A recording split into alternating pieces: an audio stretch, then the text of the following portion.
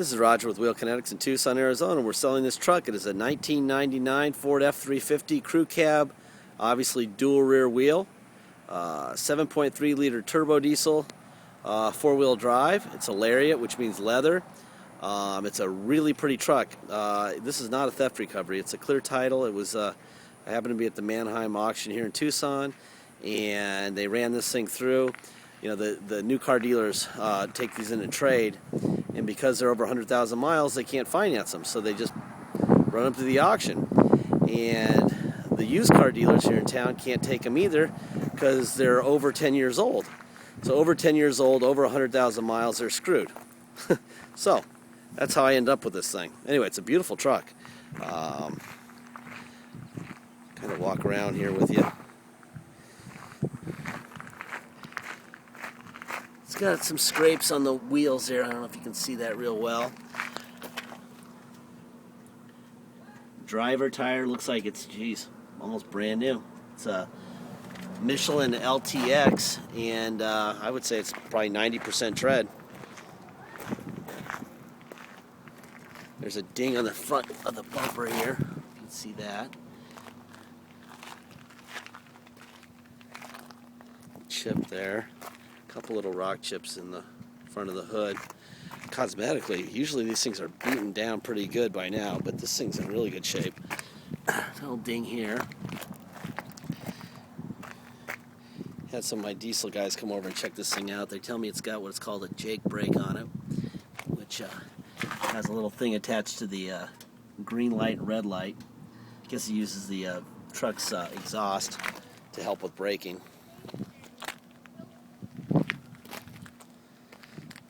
Really pretty. My job is to point out the stuff that's wrong. Aha. There's a little bit of scrapes here on the bottom, but it's pretty much in the clear coat.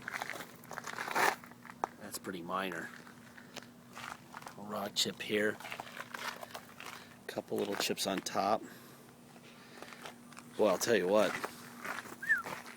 The more I'm looking at this truck, the more I'm liking it. It's my first real chance to take a look. The outside tire here looks like it's probably only probably 50% tread, and then the inside tire looks like it's like the front tires, about 90% tread.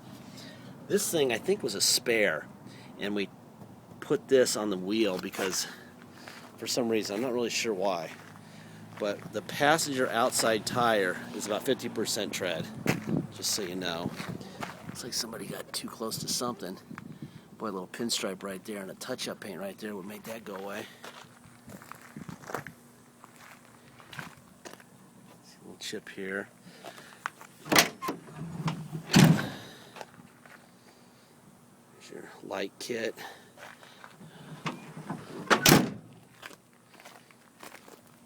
Boy, same thing on this side. I wonder what they were doing here. Same, almost a twin to the other side. That's bizarre. I wonder what they were doing. I'm sure that you people who know dualies would be able to figure out what they were doing. That's interesting. Both outside tires are low tread and chunky, and both inside tires are fine.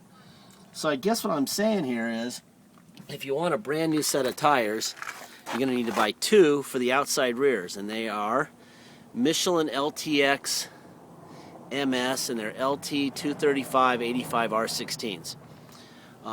These will get you somewhere, but if you wanted a perfect set, you need two of those. And they're probably $200 a piece. Interesting. I'm not really sure what that's all about. I see a little ding right here.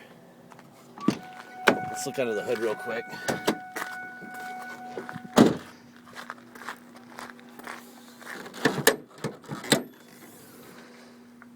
Alrighty, let's see. Make sure that we have the right fenders here. That's a Ford fender, so it's not seeing the Ford emblem there. Let's see, there should be another one somewhere in here. I think it's right there. And then we've got all the stickers where they're supposed to be. We got a couple interstate batteries that look fairly new, so someone bought batteries recently. There's the Ford stamp there. All the stickers where they belong. There's your Ford emblem stamp on the driver fender. Someone stole the 7.3 cover that sits right on top of here to make it pretty. It's a pretty cheap piece of plastic, but we don't have it. Let's see. Let's go back here. Look on the roof real quick. Make sure there's no surprises. And I don't see any surprises. Take a quick look at the bed again. Nothing. Yeah, the little nets are a little saggy back here that hold your unmentionables. Carpet looks fine. Let's see. Seat looks great. Wow. That's kind of common actually though for these crew cab diesel trucks.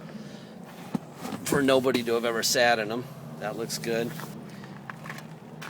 See a couple little holes right there.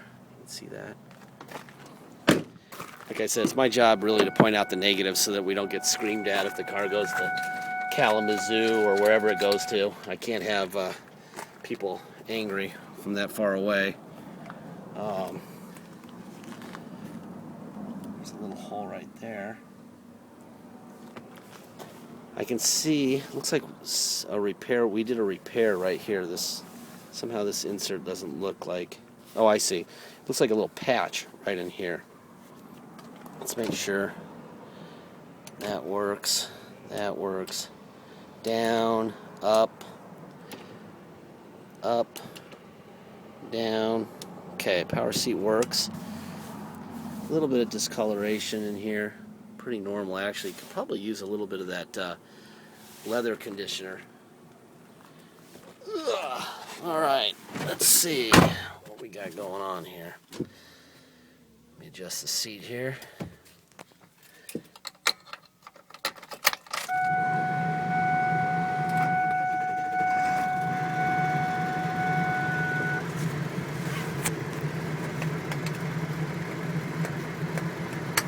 I can tell the AC's good. I'm told that we have a brake light on. That brake light is for the sensor, the brake fluid sensor. We have one ordered. That'll be off. Apparently the little sensor that monitors the brake fluid is not working right. So we have one coming. Got tilt wheel. Obviously cruise. Got miles of 164,157.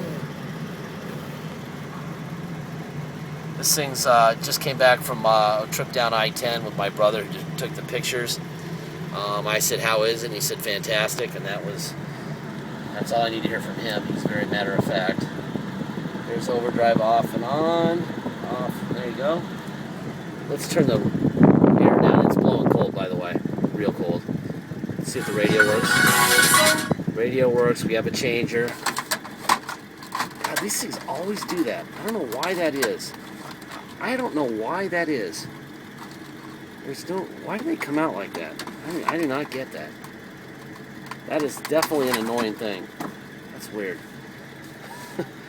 Don't pull them all the way out when you have a drink sitting there. You'll be very disappointed. I've actually done that. I think it's supposed to do that so you can take it out and clean it, but let's see. And we have all that stuff, 17.4 miles per gallon. So that computer works, which means they must have replaced it recently because they're notoriously bad. Then we have this little button here. Apparently there's that's the exhaust brake controls. I'm not really sure how you work it. That's something for you. We could have it taken off if you'd like. But like I said, I'm not an expert on that stuff, so I stay out of my realm. Just a couple of holes, probably a microphone was plugged in there. Anyway, we're in 4 low. There's the 4-wheel drive light on. Let's put it in drive.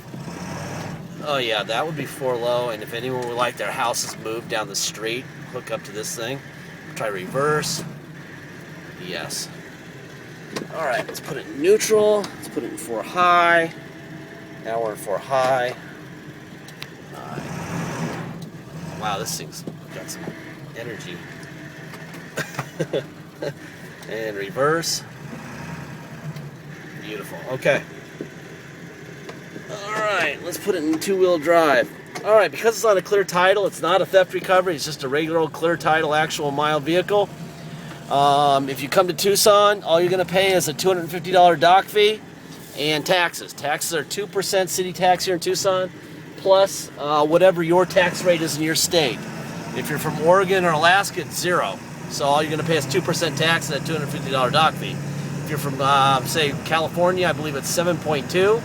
You'll pay 9.2% tax. You're going to pay $250 dock fee, and you go home. If you pay by wire and ship, all you're going to pay is the agreed upon price, period. We have a suggested shipper. His name is Fred. His number is in the middle of our ad. I'm sorry. Right in the middle of our ad at Beacon Shipping Logistics. He's a really good guy. His prices are right in the middle, but he communicates really well. If you get too cheap a price, you know you're not going to see your truck for quite some time. So you always want to go right in the middle, and you want to be with somebody who communicates.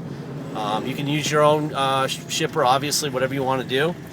Fred just knows our program really well, and he communicates with our buyers, which is really important. What else? Let's see. I think that's about it. Please make sure you get your deposit in. No deposit, no deal. If somebody comes in with a deposit after, then they get the vehicle. You know, the deposit is what locks it up. We've had too many people ask us to, agree on a price, and then, a week later we sell it to somebody else and they freak out. Why did you do that? Because we don't have any deposit. We're not B of A. We don't get bank bailouts here.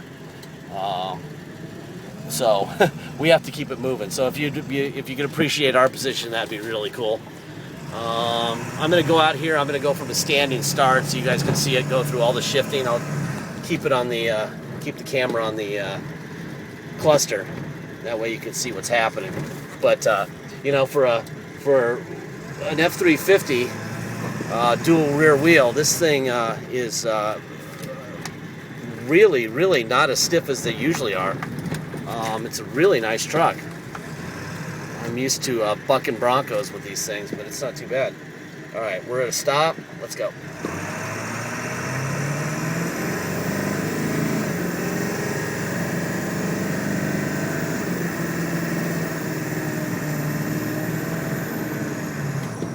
Nice. Turbo's turboing like a champion. Yeah, I would be real happy to tow with this thing. This is the real deal, and it's good looking. I would say all you really need to think about is sometime in the near future, 2 tires for those outside rear wheels. That's it. Have a great week, safe weekend. Thank you very much.